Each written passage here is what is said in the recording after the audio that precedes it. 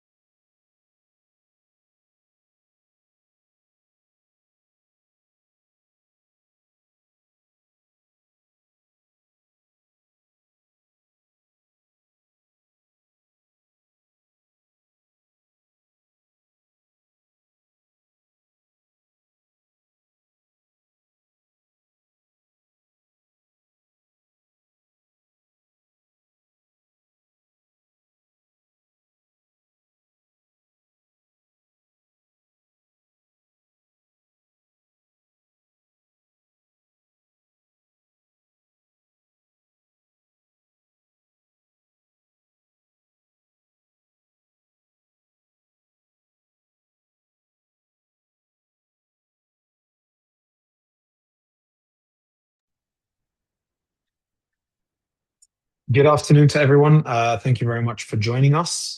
Today we will be presenting the H1 2026 webinar on the state of venture here in the MENA region. My name is Bahoshy, uh, founder and CEO of MAGNiTT, and it's definitely been a turbulent time. Our goal is to do a 20-minute presentation where we'll share the latest insights from the H1 report that has just been published in the context of what's been happening geopolitically and in the region. And then I'll have a fireside chat with Farah, who's our research manager at MAGNiTT, and then make sure that we leave at least 20 minutes for Q&A. So if you have any questions, please make sure to put them into the group chat or in the Q&A box, and we'll be sure to try and address them as we go through the presentation. It's been a very turbulent 6 months to 2026. As has become custom, it's important to kind of talk about some of the macro points. Interestingly, from a Fed's fund perspective, interest rates have remained the same since the end of last year. Why is that important? Well, heading into this year, there was a lot of discussion around liquidity, availability of liquidity. We started the year with the possibility of 3 rate cuts. And that was prior to the geopolitical conflict that has transpired here in the region that spiked oil prices, which at a high level, one of the key things that we've been monitoring is the performance of public markets. Somewhat muted in the first 3 months of the year, but has now rallied. The AI and semiconductor trade are very much in play. And as President Trump likes to achieve, at the end of each 6 months, he has record high stock markets, as has been the case since the beginning of 2025. And so this year is no different to any other, where we've seen record levels of Dow Jones, S&P, and NASDAQ.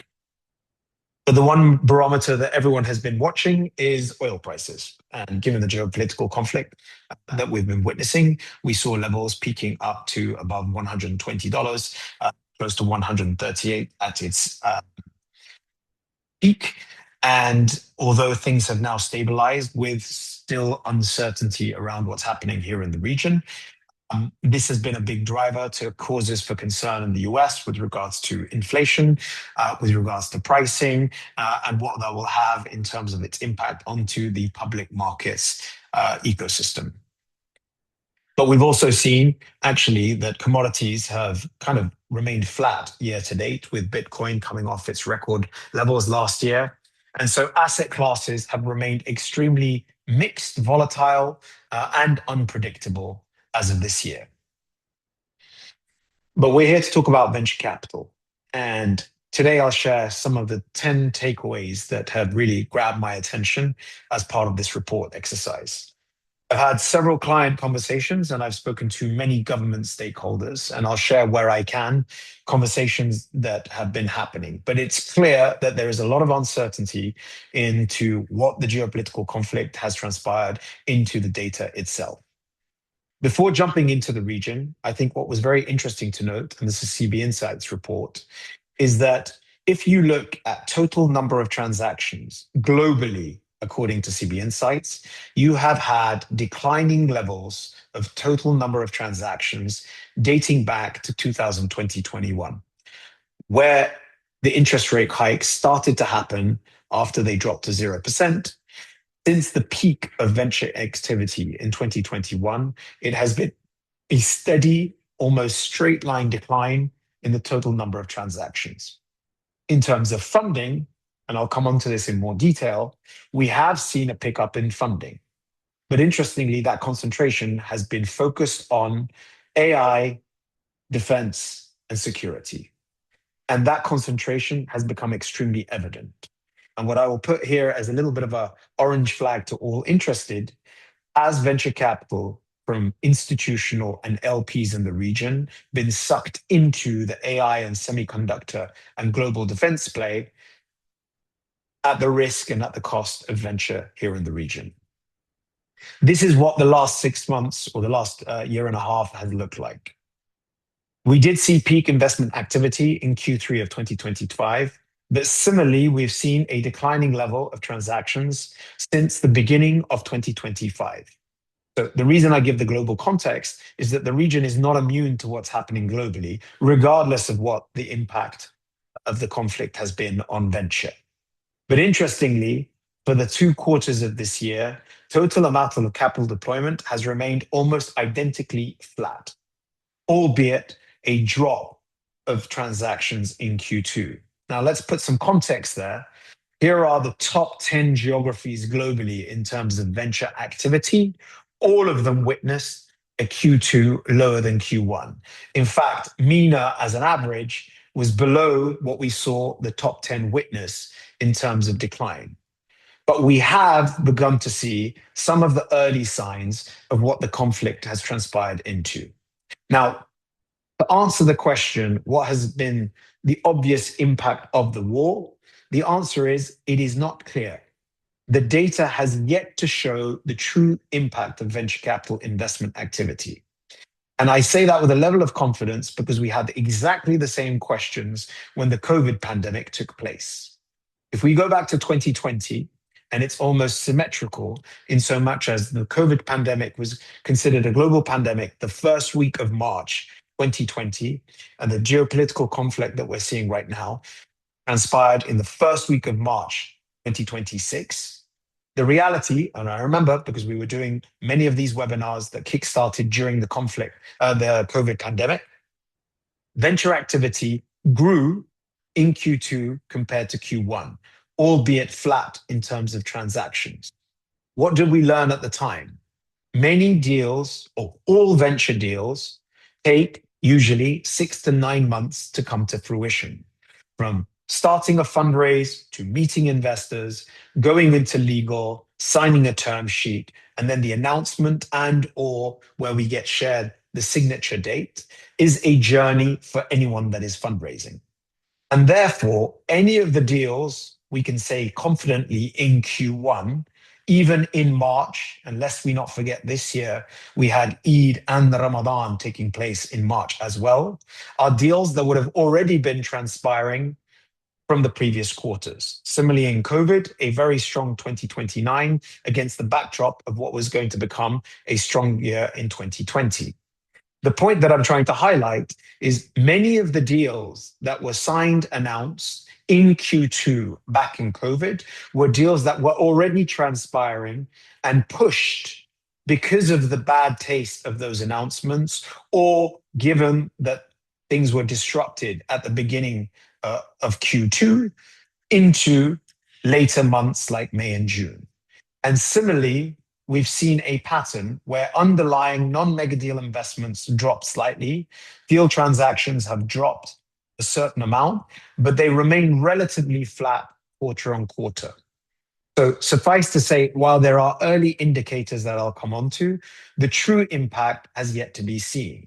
But what we did see in the COVID pandemic was one of the lowest quarters of deal flow activity in Q3, and capital funding, which historically is always impacted by a slowdown in the summer, dating back to almost 5 years prior. And my view is that we are yet to see the impact of the conflict until we see Q3 and Q4 data.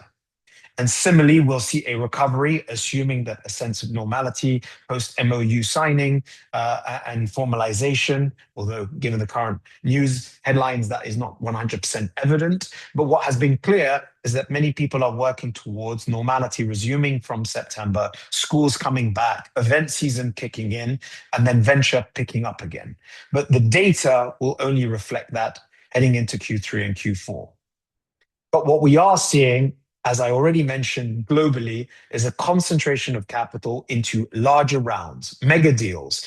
85% of all investment in 2026, which is the same aggregate level as 2025, were in mega deal transactions. So when you think of Anthropic and SpaceX and OpenAI and all of the likes of the AI boom that are taking place and sucking a lot of the capital, it's concentrated in a fewer number of transactions with much bigger bets.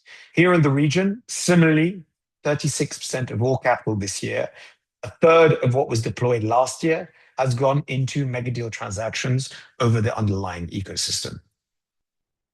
Many people have been asking what's happening in the GCC. Well, again, I caveat that the full extent of the data of the impact of the conflict hasn't translated into Q2 data yet. However, we are already seeing some interesting signs. Both the UAE and Saudi saw similar number of transactions year to date, albeit both of them saw double-digit drops in transactions, both of which are more aggressive than the global top 10 drop in Q2. When it comes to capital deployment, the UAE now ranks above Saudi Arabia, Egypt, and all other geographies, almost threefold the amount of capital in Saudi. But I can say that 60% of the capital in the UAE has come from 3 transactions, all of which have been led by Blue 5 Capital, a new entity that has emerged in the last 12 to 18 months, including investments for MAL, CargoX, and NextAI.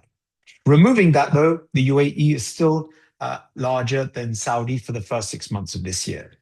And so I've been speaking to many policymakers and stakeholders. My observations at a very high level: remove the capital that goes into large mega deals, and you will almost notice that the UAE ecosystem has remained consistently across the line of about $250 million of investment in terms of capital. And in terms of transactions, similarly, the variance is a little bit more muted and almost flat over that period, albeit declining since the beginning of 2025. The situation in Saudi is a little bit more different. In fact, we've done some deep dive analysis for clients of ours. If we assume the same logic that deals are 6 to 9 months delayed, and we push back the peak investment, capital deployment, and activity 2 quarters to the beginning of the year, if not the end of 2024, what we've actually been seeing is a decline in the activity and capital deployment in the kingdom prior to any geopolitical conversation. Now, I have many views on these, and I'm happy to share some of them, but I think that once LP funding and the budget cuts that have been spoken about began to come into effect, and whether that's the fund of funds that haven't been deploying capital in the same way that they have in previous years or delaying their decision making, whether corporates and other family offices are now focused on global AI as opposed to regional venture, naturally, the less LP funding that you have available going into GPs, the less capital that's available for GPs to deploy into startups. And hence, we've seen, to a certain extent, a decline in the total amount of capital that's being deployed into the ecosystem. And that has become a big center of the conversation for many of the key stakeholders and government policy decision makers. There are early warning signs of what the impact is likely to have, the geopolitical conflict has likely to impact it. MAGNiTT, very quickly at the beginning of April for our clients, came out with several research reports highlighting, based on research and what we learned from COVID, what would be the key indicators of impact for the regional ecosystem. In that, we highlighted 5 specific areas that we actually built scenarios on. Number 1, international appetite for investment in the MENA region. Will there be a slowdown in either capital deployment or the participation from international investors into regional venture?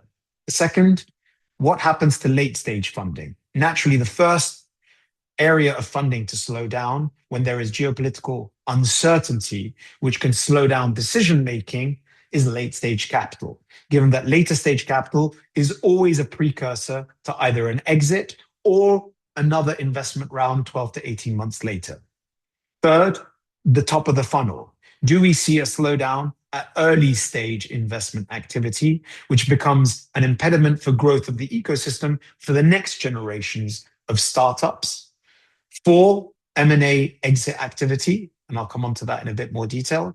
And five, the role that sovereigns and LP funding into funds has been in terms of the data sets and how many funds are able to deploy capital. So starting with the international investor appetite, it is clear that this has already started to slow down. So for the last 2 years of 24 and 25, international capital in terms of participation of dollars and the total number of investors has remained effectively at 50% in both. 50% of investors have come from outside of the region, 50% of capital has come from outside of the region. In fact, last year, 25% or 24% of capital investors were US-based investors, which has already dropped to 16% this year. In all of the different metrics that we look for the GCC, MENA, UAE, and Saudi, there has been a close to 25% plus drop in participation of investors. So that slowdown of investor activity has already begun to trickle in. And in all three cases, international investors have dropped to the lowest levels that have been witnessed for at least the last 5 years. The same thing can be said in terms of capital deployment, where in both the UAE and Saudi, international capital into local startups is the lowest level that has been seen for the last 5 years. And I anticipate as we head into Q3, and unless we start seeing more capital deployment in Q4, that trend is likely to continue. In terms of deal flow, actually early stage has seen continual drops. So investments of 0 to 1 million as a percentage share of all transactions has consistently been dropping since the beginning of 2022. Later stage investments have actually taken up the lion's share this year against the backdrop of a third less investments than 2025. And when you look at the total amount of capital at late stage, while I've been mentioning that there have been larger deals and mega deals, the reality is only 148 million went into Series B, close to a fifth of what we saw in 2025, with a lower participation in international investors. Why do I highlight that? Because it is often referred to as a massive pain point for the region that late stage capital had largely been driven by international capital over a lack of late stage funding here in the region. Even at Series A, where we've seen a third of the amount of capital in the first 6 months of this year, only 35% came from regional international investors. In terms of sectors, there's not too much to really highlight. Fintech has been the story for the last 4 to 5 years. They remain the sector that's seen the most investment, in fact, bigger than the next 5 sectors combined. But AI remains a thematic of interest. I've already highlighted how global AI funding has been consuming most of the capital deployment into the global and US landscape. Globally last year, 50% of capital was going into AI. The US had 80% of capital into AI companies. Here in the region, we're still at around 25% of local technology-backed entities with either native or AI-enabled companies receiving venture investment. And actually, year to date, while funding has remained muted, i.e., pretty much the same levels of capital, with a mega deal investment of 230 into MAL, an AI-first bank, 70% drop in the total number of transactions. So I repeat, is a slowdown already happening because capital that would have been deployed into the region, like for like $1, is now being invested into other European or global markets. M&A, we started the year by thinking, again, this would be a record year of M&A. A lot of venture funding into the region last year, huge opportunities and popularity of the GCC on a global landscape. But we've already seen that it's been somewhat muted. In fact, only 16 M&A transactions year to date. But we released a report that the team can share where we did a review of 5 years of M&A exits in the region. 50% came from large tech acquirers consolidating entities within their domain. So the question mark is, given the environment that we find ourselves, are large tech acquirers focusing on their business models, unit economics, and growth over inorganic acquisitions for which they may not have the free cash flow available? 25% of all acquisitions in the last 5 years came from international acquirers. Again, are international acquirers looking to make regional expansion plays given the uncertainty that exists here in the region? In the absence of that, and I was pretty clear about this at the beginning of the year, the biggest orange, if not red flag, was from exits in the region. Now, MAGNiTT, and I'll come on to that in a second, is moving towards tracking secondaries, which I know has had a lot of attention. Difficult for us to be able to capture here. But the one that we have started to track are IPOs. So for those of you that may not be clients of MAGNiTT, last month we launched the first ever MGTI index, a tech index of listed technology companies in the region that can be used to track performance versus other benchmarks. That index is now made up of 15 companies. We reviewed close to 50 different entities that were all publicly listed technology companies in the region. We had several gates, including geography, the amount of revenue that needed to be substantially technology-driven revenue, as well as the free cash flow using MSCI standards for those companies. Of the 15 companies, the performance since January 2023 was 73%. But in 2026, it's been almost flat. 17.54% decline in the first 3 months of this year, a 20% pickup. Now, for those of you that are interested in the type of companies, of course, our clients can get a full list of them and their performance, but they include the likes of Jahiz, Elm, Insight, Present One, Russin, amongst others, Talabat. So they are regional. Only 6 out of the 15 are actually venture-backed. Others are technology-listed companies.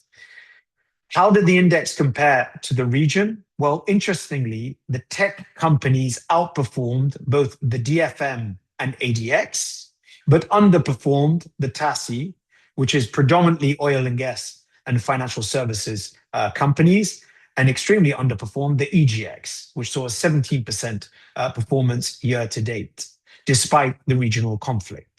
More interestingly, how do they compare to international benchmarks? Well, here we have the NASDAQ, as well as MSCI equivalents of IT technologies for emerging markets and all company world indices. Now, globally, we know there has been an obsession with AI and semiconductors. So each of them have been at record highs, but the MAGNiTT index of tech companies is flat.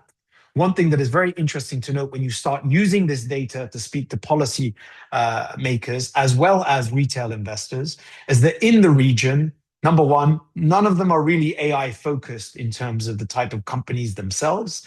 Number two, retail investors in public markets tend to focus on yield generating companies as opposed to growth companies.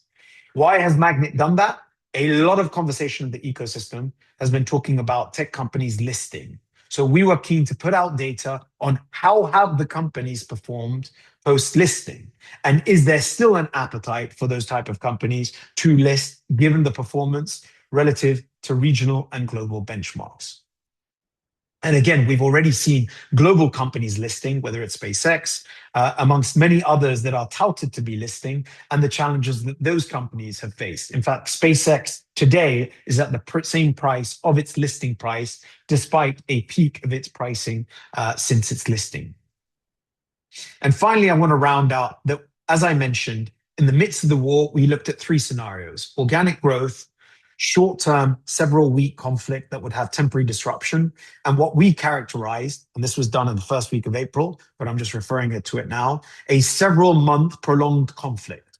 Again, I'm not trying to be Nostradamus and tell you that I got it right. But at the time, it was very clear that there would be triggers and impacts to the ecosystem. So we shared this with ministries and our key stakeholders and clients to say what is likely to be impacted. 6 months since the beginning of the year, and based on our kind of 4 or 5 metrics, and we have dedicated dashboards for our clients on MAGNiTT who are interested in measuring this relative to their specific geographies. Total funding is now at close to 50% of our prolonged conflict scenario, 50% of the total number of transactions, both of which you will note are considerable declines compared to last year. We are lower than where we predicted in terms of international investor participation of the capital deployed, skewed somewhat by the Blue 5 capital investments that have taken place by an Abu Dhabi entity. And we are a little bit ahead, the total number of M&A transactions, 70% of those transactions taking place in Q1 with a slowdown in Q2. So if you're interested in getting access to this research that we will continue to update as we head into the next couple of quarters, all of that is available for MAGNiTT clients. And how can we help you? At the beginning of the year, I said that we were specifically interested in finally tackling a couple of things. On the MAGNiTT platform now, you have, for at least the top 200 most active investors in the region, as we roll that out to all others, full details on their fund performance in terms of capital deployment, dry powder, exits, while we work towards a DPI, MOIC, and TVPI calculation on the MAGNiTT platform. We are now ensuring that we have all of the information for exits, as I mentioned, for M&As. IPOs have been included, and we will now be creating detailed breakdowns of secondary investments based on historical algorithms and proxies, as well as venture debt, so that we have a greater accuracy on primary capital split from other vehicles that include venture debt secondaries to start working towards benchmarks for DPI and MOIC and TVPI. And for those that are interested in what we've already published, we've published deep dives into the MAGNiTT MGTI report. We did an aerospace and defense deep dive, a 10-year funnel analysis, and we just published the update for H1 on the MGTI index. We published the MENA report. We have the Saudi report next week, a deep dive into the most active investors by capital deployed, transactions, sector, and geography, AI and fintech, and we'll be publishing a dry powder report in the next couple of weeks, looking at the most recently launched funds in the region and the acceleration and decline in the total number of funds that have been launched, given the LP participation. So I hope that that has been useful. I'm going to pause there for the fireside chat with Farah. If you have any questions, please do put them in the Q&A box or in the group chat, and I will be more than happy to answer them following the conversation with Farah, if you'd like to join me, Farah, for the Q&A. Thank you. All right. Thank you, Philip. Plenty of numbers there. Thank you. All right. So I just wanted to start with something we've been telling our clients for the past couple of weeks over those presentations. We've been very deliberate on telling people to look beyond the headlines. Why? Yeah. And what's about H1 2026 specifically that the headline numbers are not telling us? Yeah, look, I'm very dear to this point. I did an interview on Bloomberg, which you're welcome to share and check out. The problem with the media is that they love headlines. And the truth of the headlines is that if you only look at the headline figure, it doesn't represent the underlying ecosystem. So number one, people always refer to funding as a barometer of success. I don't think that funding in itself is a barometer of success, and that there are many other metrics, whether it's early stage investment, late stage investment, international participation, M&A, success of revenue as a percentage of GDP that never get reflected in the headlines, which is why it's important to dig down below that. The second point is, as I already mentioned many times in this presentation, the Q2 data does not represent the true impact of the conflict. And it is very easy when you see some of the headlines that have already been shared, and you write the press release, and we make sure that it's very clear that the data does not reflect the full impact of the geopolitical conflict, because it'll only translate in Q3 and Q4, that people can start to make misrepresentations of the data based on the high-level figures. And for anyone that's using Claude, ChatGPT, I very much warn you against extrapolating insights that are taken purely from news sources, because unless you have the granular data, it's impossible to make accurate assumptions, which is why we keep working with our clients that are stakeholders in governments to really understand what's behind the headlines as opposed to the headline figure. True. And that actually connects us to something else we're talking a lot about. So we speak of data lags. What's actually happening at this point behind the data, and why does it matter for people who are like looking at the coverages day by day? Yeah, look, this is a problem in private markets in general, which is why there's a growing competition for who can be the best in private markets. As I showed you, public markets react instantly to news flow. In fact, the criticism of the public markets is that there is so much news flow right now. It is reacting so volatilely to a tweet, a Truth Social post, an earnings result, a message from a Fed chair. But then it somewhat normalizes that news instantaneously. In private markets, because there is no regulatory requirement to be sharing company information on a quarterly or even annual basis, you are always lagging behind the information. So a company like MAGNiTT or any of our competitors will only be able to capture information as and when, based on our relationships with investors, that we get the information leading up to reports, insights that we share, and the relationship that we built up, or what's been publicly announced. And naturally, what's been publicly announced tends to be delayed from when the actual signature and or capital deployment to the entity has happened. Hence, it leads to this data lag effect, which can sometimes skew the story, which is why it's always important to put any information in the context of that. There's no perfect model, but it's part of the reason that we always like to caveat that whenever we're publishing our research and insights. Amazing.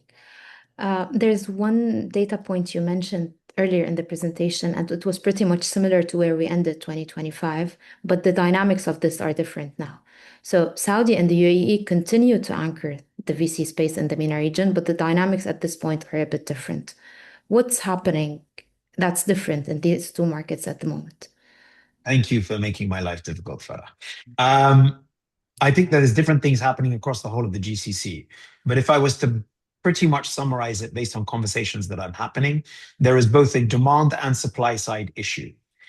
The region has become a hotbed of people coming to raise funds. And if you are raising funds, there's been this implied assumption that LPs in the region are giving out cash. The reality is, in both geographies, for different reasons, there has been a slowdown in LP deployment. We know and are aware of all budget cuts that have been happening, for instance, in Saudi Arabia since the beginning of 2025. Many had assumed that this hasn't necessarily transpired into the venture capital landscape. But the reality is, if you speak to the fund of funds that exist, the capital deployment rate of fund deployments into VCs has been slower in 2025 than it has been compared to previous years. The second thing is there's been a heavy reliance on capital from government. If you look at the private sector, which can either come from corporates and or family offices, it goes back to the point that we were questioning about the AI and semiconductor attraction of capital, which is a global competition. And therefore, like for like, given the nascency, and you saw the numbers that we presented for AI investments here in the region, we're still making seed investment rounds and infrastructure developments, whereas your Microns, TSMs, OpenAI, Anthropic, SpaceX, Teslas of this world are all based in the US. So have we seen a diversion of capital from an LP and a GP perspective into international players as opposed to local venture entities?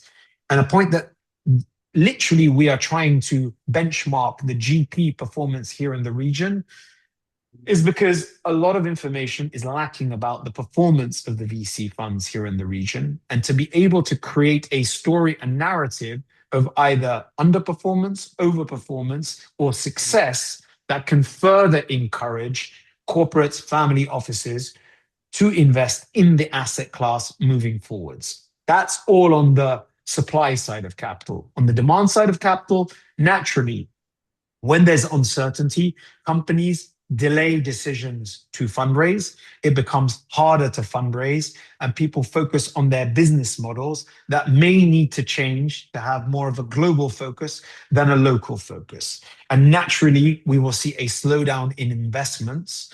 But I was with an entity just now, which I'm not going to name, talking about what the challenges are in a specific ecosystem. They had been an early stage enabler of the ecosystem. Their natural assumption is there is a bigger pain point at late stage than early stage, so we want to move to late stage. The problem is, as I already alluded to, every stage has a challenge, and if not enough focus is done at early stage, you now start to impede the pipeline of companies for next year and the year after. And my one recommendation, and I did a podcast on the weekend that I'm more than happy to share with anyone that's interested. I'll be sharing it on my LinkedIn with Yusuf Salem, the former CFO of Swivel and now the CFO of ADNOC, talking about many different areas that I've just kind of alluded to. He asked, what is your one recommendation for government stakeholders? Now is the time to be investing into the ecosystem. Now is the time to be encouraging LP deployment into the GPs. Now is the time to create the incentives to enable corporates and family offices to participate as LPs, because the biggest shame will be that if we continue to see this slowdown, we will just have to rebuild the ecosystem in 2 to 3 years. It's easier for the ecosystem to flourish when the times are good, but where the times are challenging is the time where you have to double down into the ecosystem for it to flourish in the years ahead. Amazing. That's an easier one. So we always discuss like investor behavior as a point to look at, warning point. And I'll be honest, I've been asked this question a lot. Setting geopolitics aside, what would it actually take to bring the international investors who are backing off at the moment into the region? So it's interesting. I've had many conversations around this. I bucketed international investors into 3 buckets. Number one, those that are actually here on the ground. Those people can almost act as local investors. Now, we're doing a reclassification of all of our data on MAGNiTT because we want to tag the funds at the fund level. So you might have an international investor, take 500 startups. Some of their funds are tagged locally, not all of them. But if it's the Falcon Fund in the region, they are local investors with local LPs investing into local startups. So there is a little bit of a clarification that needs to be done on the fund level. But effectively, my point is, if you have raised a fund for the region, you can almost be treated from a psychological mindset perspective as a local investor. In the last 2 or 3 years, and I think this is interesting to note in the Saudi data, many international investors have been coming to fundraise from LPs in the region. In a sign of goodwill and for their interest of learning about the ecosystem, they have started to participate in investments into local startups before, during, or potentially just after having raised funds. The question is, will they continue to do so if there is a lack of funding? And what can be done to encourage, entice, and explain the story of what's been happening in the region to them to continue that deployment? I think the hardest bucket are those that sporadically, opportunistically invest in the region. There, they will be focused on their home markets, and there's a lot of noise and uncertainty for that type of investor community. But to answer your question, there are a lot of amazing companies in the region that are growing. Storytelling, in my opinion, is an undervalued asset for companies here in the region. Outward promotion, instead of continuing to focus on inward promotion by holding events in the GCC to attract international investors, more work should be done, in my opinion, to promote outwards and take delegations of companies with investors to international markets. Now, that's been happening. Leap East just took place in Hong Kong this week, where a huge delegation from Saudi went to go and promote companies in Hong Kong. Here, GITEX holds their annual conference in Africa. They have their Southeast Asia version. But tactical delegation trips of companies to international markets to put them in front of the international community and sell the story from the region is the next phase of the evolution, rather than focusing on bringing everyone here to the region to meet. Amazing. Speaking of funds, because that's something we're speaking of across products, reports, everything. Do we actually know how MENA funds compare to other regions? And why are we currently putting that much emphasis on DPI specifically? Oh, this is another great question. I was with another client, which was a regulator in the region, and we are trying to work with them to create the first benchmark for that country of the VC funds. Now, again, without getting too technical, what is the right benchmark? Is it DPI? Well, I've already highlighted that so many of the funds in the region haven't necessarily seen the exits, albeit we're hearing more about secondaries that can justify creating DPI calculations. Is it TVBI, which is the calculation of size of the funds, the size of the assets, plus the returns of those assets on the original investment rounds, something that we can work towards? Is it MOIC, which is literally amount invested, in the value of the investments over the size of the investments? This is all data. This is data transparency. And we have been working in an opaque part of the world where people are uncomfortable sharing these things. But as we now evolve into the second decade of the evolution of the ecosystem, we all have to be comfortable with uncomfortable truths as well as success stories. And to be able to do that, we have to have the underlying data. This is an open invitation for anyone watching or on the call. If we're reaching out for this data, it's so that we can have an accurate representation of the ecosystem to a regional and global audience, whether it's on the LP or the GP side, to encourage further investment into the ecosystem moving forwards. You discussed M&As. We're like focusing a lot on IPOs. Last year there were a lot of conversations about when will the window open, who is going to be listing first. Fast forward now, do we think that we're going to be seeing IPOs at any point? If not, where do we expect the liquidity will be coming from? It's a great question. It is exactly why we launched the MGTI index. I think it was at three conferences that I was part of last year. People were talking about how have tech companies performed here in the region. I've been in several roundtable conversations talking about how listings is going to be the solution to many VCs' liquidity problems. The reality is we need to understand, based on data, how have the companies performed in the region post-listing. And the data categorically shows that relative to international markets and even the market, they have underperformed as an index relative to what the appetite for those listings are. Now, I'm not trying to say that disparagingly. When you understand that, what are the things that need to be done to support, encourage both the listing process as well as the investor appetite for those type of companies? And what I find is the actual research, intelligence, and data around tech companies in the listed domain is relatively shallow because there's been so few of them. You then come on to what are the forms of liquidities that you can find? And I go back to the M&A. The region has historically been driven by M&A transactions, but instead of focusing on the unicorn transactions, how do we enable and encourage more 50, 100, 200, $500 million exits? There are several brokers who are all saying that they've had a record number of sell-side mandates. How can we match the buyers? Because medium to long term, I believe that we're all extremely bullish on the region, the opportunities, and its positioning globally, which means that for anyone interested in those assets, now is an opportune time for those type of transactions to happen. But they involve window dressing, road shows, and encouragement of the story of the region to be able to see those come to fruition. Right.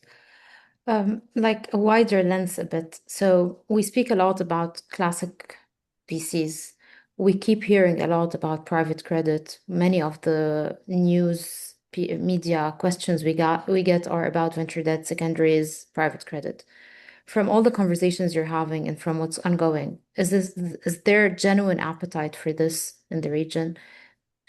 Yeah, it's a great question. I mean, there is a growing appetite for credit globally, albeit we've seen canary in the coal mine circumstances of default on big institutions like BlackRock's private credit funds, albeit the banks that are now reporting are seeing some of the strongest earnings ever, whether it's trading in investment banking or credit.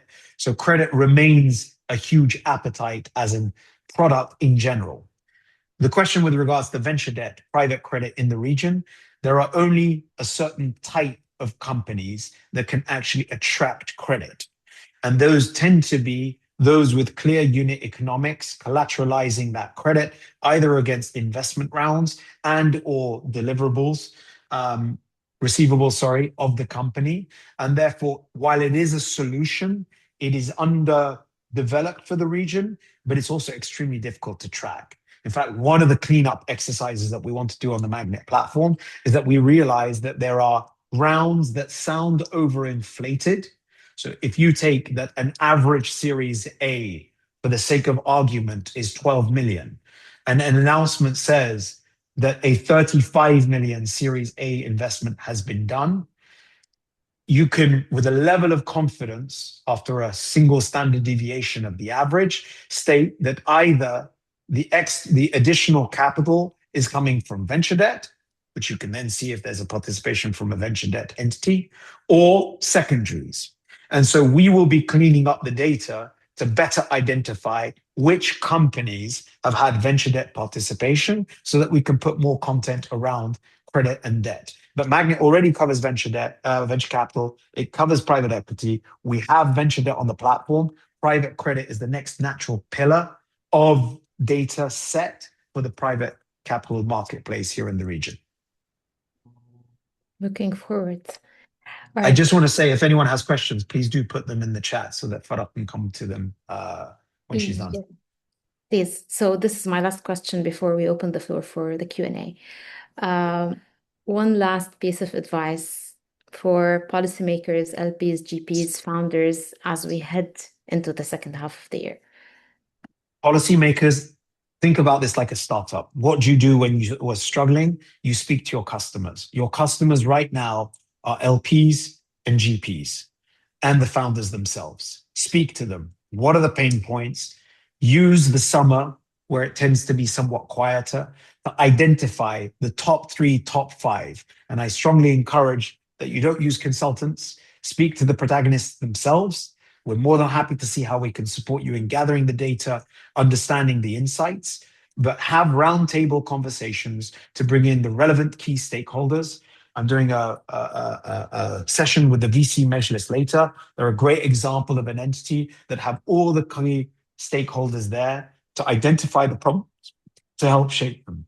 LPs, similarly, continue to support the government stakeholders. As LPs, if you are the fund of funds, and I would love to see greater collaboration across the fund of funds in information sharing, knowledge sharing, pain point identification. Not only are you trying to support the ecosystem from a fund of funds perspective, you have access to the funds you've invested in and the underlying companies that are within their portfolios, all of which are data points that can support you in solving the current situation. GPs, don't delay your decision making. Always come to a quick answer, whether it's yes or no. It's a difficult and challenging time for those that are fundraising. Avoiding delays is extremely important. You didn't mention it. If you are a corporate, let me put this extremely clearly. Pay your invoices. Now is not a time to be delaying invoices. Cash is king for all companies. Avoiding paying invoices and delaying is the biggest detriment. Forget investments, accelerators, incubators, co-working spaces. Pay your invoices to support the companies that are supporting you at this time. And for founders, it's a tough time. There's no real advice that I could ever give founders. It's a challenging time. Remain honest, remain transparent, communicate clearly. But the only advice that I could ever give is data is king.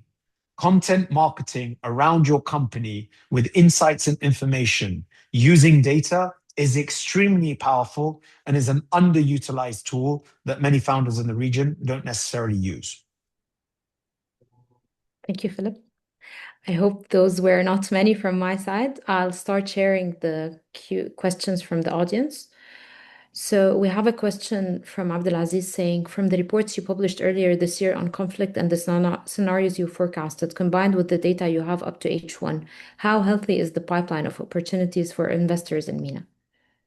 Look, I think that there remains a huge amount of pipeline in the region. So when you look at the region seed, Series A, Series B, late stage, at each stage over the last 3, 4 years, investment capital has continued to be deployed and invested into companies within each of those jurisdictions. So the pipeline remains. How healthy, how successful those companies are, how they're able to pivot in the current environment will be down to each of the individual companies. But now is a time to be engaging, and we'd be more than happy to support you in identifying many of those companies by stage, by industry, by sector, by technology stack that might be the most interesting for those companies in the region. Yeah, and that brings up the second question from Abdulaziz. What sector stages are suffering the most from the slowdown, and what sectors and stages are rising and thriving, excluding AI? Noting So, that I mean, AI. it's just fintech really at the moment. I think that all industries are challenged with a lack of capital and success of the return of investment. Ultimately, if you want to see other sectors have specialized funds, you tend to have specialized, sorry, if you want to see sectors like health tech and biotech and others, you need to have funds specialized in those type of sectors. And the challenge that we've had in the region, again, goes back to the DPI and the return on investments. In the absence of success of those funds, then investors are more risk averse to start specializing by sector. And so for the time being, it's more which ones are seeing a lot of investment, and that tends to be in financial services, because regardless of the current situation, they remain the industry that you are most likely to see an exit within the next 2 to 3 years. Thank you. All right, there's a question by Afwaz. What do you think of listings? Is there hope with this business model? Yeah, I mean, look, I think that I talked about the MGTI index. The reason we put it out there is to talk about the opportunities. I do believe that there is an opportunity for listings. The question is, are they listing for the right reasons? And is the company at the right stage to list? And so we have 15 companies. We are open to all feedback on the methodology and the approach of the index. But you now have the underlying information for each and every one of them to understand why some have overperformed, others have underperformed. They could be geography related, industry related, exchange related, but we now have data. I do believe that there's an opportunity, but before we rush for exits and listings here in the region, can we see how the global IPOs have been performing to see whether this is a global issue or just a local issue? All right. Do you think AI will affect the amount of investment required by early stage startups? I think AI will disrupt the norms of, I think that AI will disrupt the norms of round sizes in the region as companies will raise bigger rounds at earlier stages or even later stages than historically. I think that AI will make companies much more efficient, which means that you can pretty much build your pitch deck and MVP and your business model using these tools, which means that you are quicker to market, which also means that you are quicker to fail if it's unsuccessful. So it has definitely created a huge amount of efficiencies where inefficiencies existed. But I would strongly say do not rely purely on the output of these tools, because hallucination, specifically with regards to data, is real, and making decisions based on what AI is providing is likely to be the biggest challenge with that sector. We had a question on the chat. Can you please elaborate more on the charts in trend 4? But I'm not sure what the trend. I don't know what the trend 4 was, so I'll pass. All right. Farah, I thank you, because I'm going to take 2 minutes before my next client meeting. Thank you very much to all of you that attended. We will be sure to send you a wrap-up email. If any of you are interested in access to MAGNiTT or any of the reports, please do message me or message a member of the team, sales@magnitt.com, and we'll be more than happy to support you during what is a somewhat challenging time. Thank you very much, and look forward to reconnecting with you in Q3. And thank you, Farah, for the questions. Thanks.